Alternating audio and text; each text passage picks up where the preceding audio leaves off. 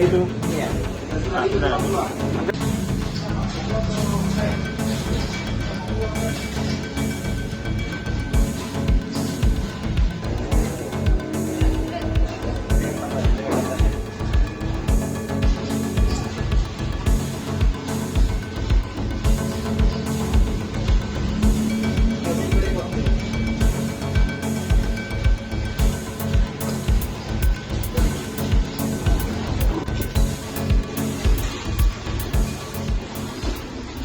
Kami melakukan pemantauan ke toko tersebut. Ternyata benar ada seorang pria yang sementara membeli minuman beralkohol jenis bir.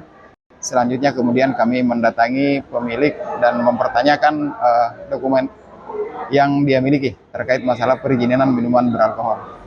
Ternyata pemilik mengakui bahwasanya dia tidak memiliki izin untuk menjual minuman beralkohol, sehingga kemudian kami melakukan pemeriksaan dan memproses pemilik minuman beralkohol itu untuk kasus tindak pidana ringan.